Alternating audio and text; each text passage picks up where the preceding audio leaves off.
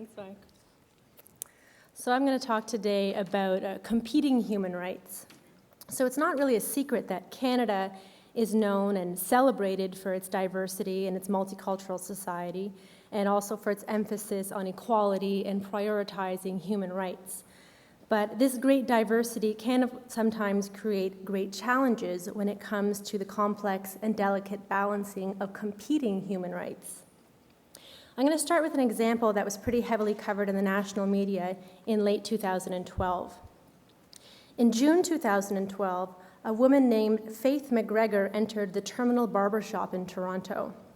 Now, Miss McGregor, who's a woman, was looking to get what she called a businessman haircut.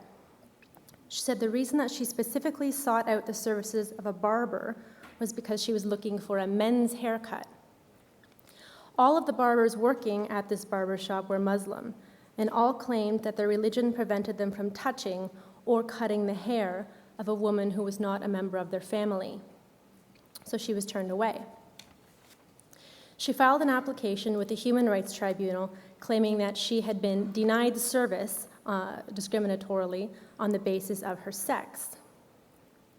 The barbershop, on its part, tried to defend itself by claiming that being forced to cut a woman's hair would violate its employees' freedom of religion. So this case actually settled in February of this year, but not before igniting a heated debate in the national media about where can the lines be drawn between what customers can reasonably expect of service providers and what we should be expecting from service providers who have genuinely held religious views.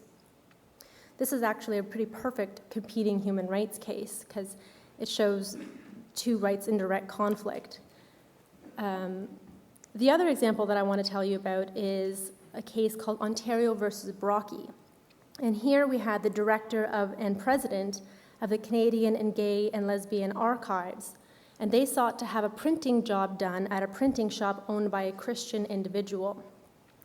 The shop owner refused to print the materials, saying that to do so would contribute to the dissemination of information that was intended to spread acceptance of a homosexual lifestyle, and that to fill this particular print job would be against his religion. The customer filed a complaint that he had been refused service on the basis of sexual orientation. So here again, two protected rights coming into direct conflict. The right to receive services without discrimination on the basis of one's sexual orientation, and the right to one's freedom of religion. So it's the job of the tribunal in this case to determine which right would have to give way to the other. Ultimately, in Brockie, the tribunal found that the print shop owner's exercise of his right to religion in a commercial marketplace was at best at the fringes of his right. So, limits to his right to the freedom of religion were found to be justified, where the exercise of his right would cause harm to others, which was found here.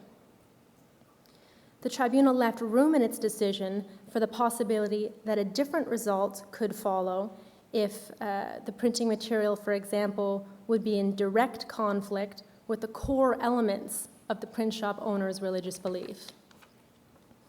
So it's easy to see how problems involving competing human rights and competing rights generally can and do arise in the workplace.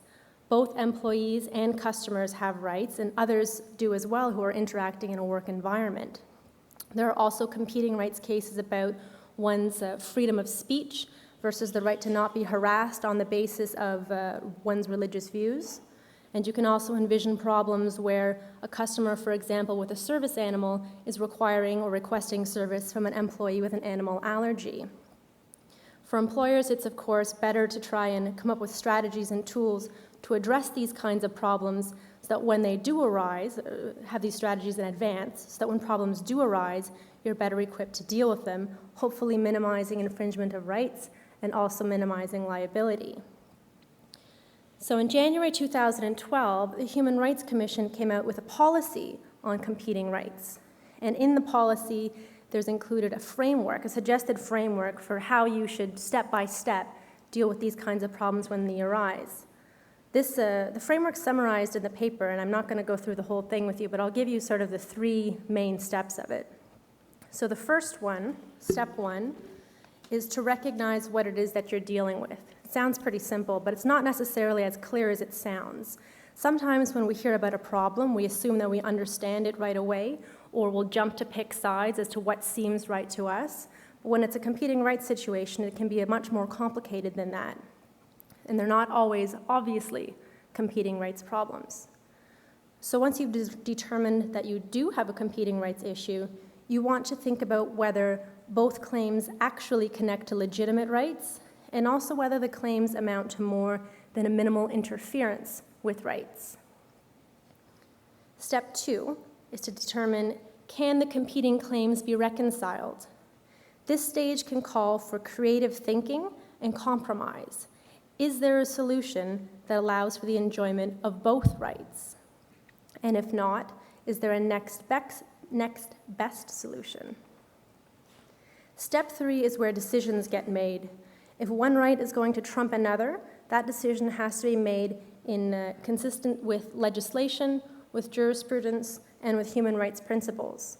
As Melanie said, accommodation is often a judgment call, and trying to figure out which right is going to trump another is also sometimes going to be a very tricky call. This is the part of analysis that it can be helpful to obtain legal advice.